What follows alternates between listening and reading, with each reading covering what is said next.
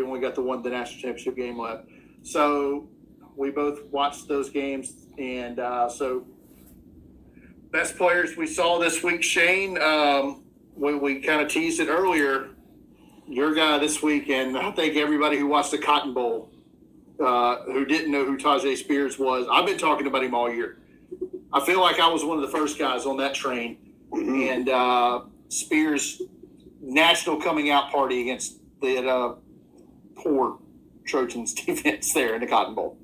Yeah, I mean, I think a lot of people have not watched Tulane, so you just didn't get to see what Tyjae Spears was doing all year. He's definitely a smaller running back, but you see the explosiveness and the speed in this game. I mean, he was running away from the Southern Cal defense, just absolutely dicing them up. Like I said, I think that burst and that speed was, I don't know, took that defense by surprise. For them to actually come back and win in the Cotton Bowl. He had 205 yards rushing, 4 rushing touchdowns, and a couple of them were some long ones in there as well. Had a big reception. Like, he was the offense early. They weren't throwing the football with Michael Pratt. And so I think when you watch Tyjae Spears, to me, it's kind of a taller, Nyheim Hines. Reminds me of him at NC State, where the dynamic, explosive, short-range ability creates these bigger plays when you can get them in space. Really tough to bring down and, picks up some tougher yardage. So we mentioned he got the Senior Bowl invite. That's accepted. I think we knew he had the invite for a while, but we got the acceptance after the bowl game. I think it's going to be a great opportunity for him, and it's a stacked running back class, I think, on that day 2. But he definitely has a shot at that. If he falls to round 4, I think Tyjae Spears could end up being a steal. I'd be really surprised if he's not a contributor at the NFL level. So instead of just talking about the quarterbacks some more, I think Spears was definitely one of my most impressive this week from the games that I was covering for the site. We're going to talk about Spears a little bit more in a minute, along with some other similar statured running backs. Just a second. All right, you guys, I want to give a shout out to the Draft Countdown. Make sure you subscribe to their YouTube channel. They talk prospects as well on that channel. And I talk prospects on my channel. And today I wanted to talk about a sleeper running back in Tyjae Spears. I definitely think that this kid is a hidden gem or a steal in this draft. And if you are a team that's in need of a running back, maybe you want to take that running back in the later rounds, maybe Tyjae Spears is one of those guys you can go after. Definitely I know teams like the Lions, the Bucks, the Eagles, the Raiders, some of those teams of that nature could be looking for a running back. Now, I don't know what's going to happen with Miles Sanders and the Eagles. Miles Sanders had a great season with them this season, rushed over 1,000 yards, as well as Josh Jacobs had a phenomenal season. He led the league in rushing with the Raiders. So I don't know if the Raiders still want to pay him or just move on. But what I do know is that there's some talented running backs in this draft class. It's loaded.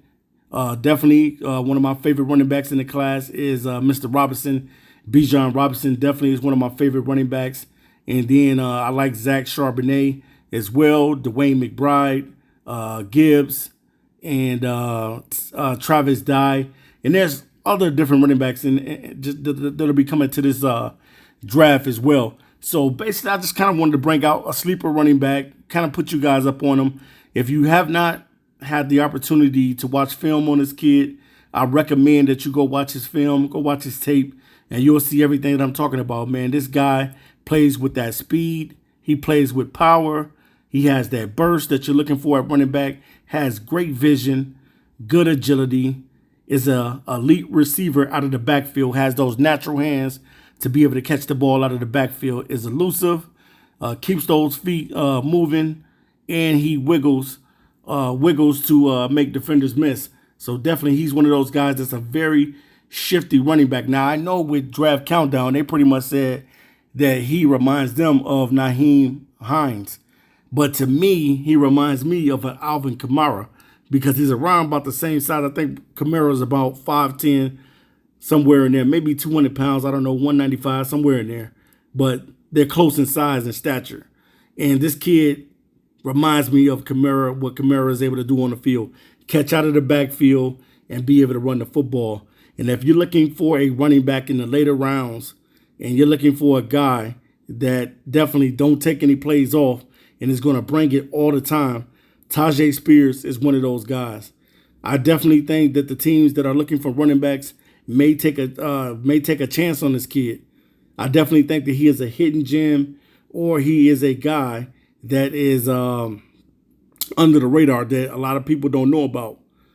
So I wanted to just be able to talk to you about him on today, and just say, if you're looking for a running back that has everything that you look for in a running back, because we know nowadays in the NFL, they say that the running back position is not valued as high. And, to a certain extent, you can agree with that. But I kind of don't like to agree with that, because I know how important it is to have a run game in the NFL. All good teams in the NFL have a good run game. You look at teams like the San Francisco 49ers, they have a good run game. You look at the Giants, they have a good run game. You look at the Eagles, they have a very, very good run game. Most of the teams that are elite football teams, they normally have good running backs. If you look at San Francisco, you look at McCaffrey, what he's doing over there, and then you may look at Saquon Barkley, what he's doing with the Giants, and then you may look at this season with the Raiders and what Josh Jacobs was able to do with the Raiders this season, and then Miles Sanders, what he was able to do with the Eagles this year. But if you're looking for a running back that can provide you that speed, that power, and that burst, a guy that's going to bring it and be on his A game every time he's out there. Now, I know this kid, he did have an injury. I think he had a knee injury, and he was out. I don't know if it was an ACL or something like that. It might have been an ACL or something like that.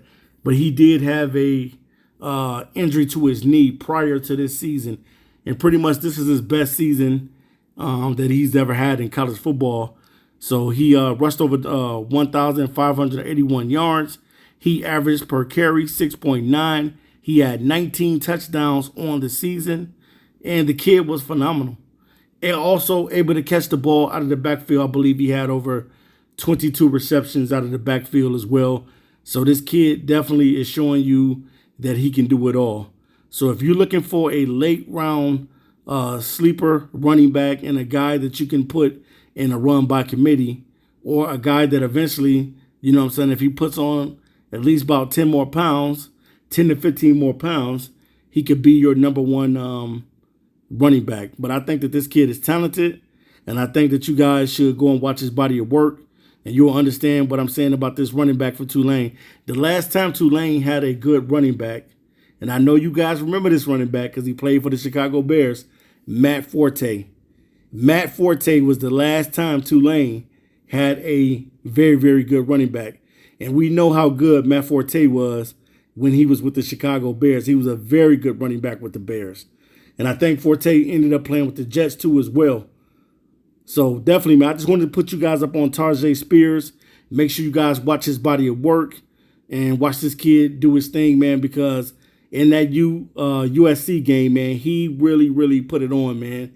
And he really impressed me at the running back position, because I have been looking for other running backs besides Blake Corum, besides Dwayne McBride. I was looking for other guys to see what they bring to the table as well, because I knew who Gibbs was. I saw Gibbs play when he was at Georgia Tech, but then when he transferred over to Alabama, he still was nice over there, and he was a very, very good football player. And they pretty much got Bijan Robinson and Gibbs as the number one and number two running backs taken off the board. But also, you can't forget about Zach Charbonnet as well. He's a very, very talented running back out of UCLA. But if you're looking for that guy that's going to be that sleeper in the later rounds, maybe in the 4th round, you could draft a kid like this. Maybe in the 5th round, maybe in the 6th. I don't know what round he's going to be taken in. But whoever takes this kid definitely is getting a hidden gem. And he could also be the steal in the draft. It just depends on what situation he's going to be drafted in. So, like I said, guys, he offers that speed. He gives you the power. He gives you that balance that you're looking for, that burst, the vision, good agility. He is a elite receiver out of the backfield, has those natural hands, and keeps those feet moving. And that's what you want at the running back position. You want a guy that can come in that either going to be a RB1 or RB2, playing in that rotation. All right, you guys, this is the Raw Podcast, and I'll be back to you soon with another video. Until next time, I'm out of here. Peace.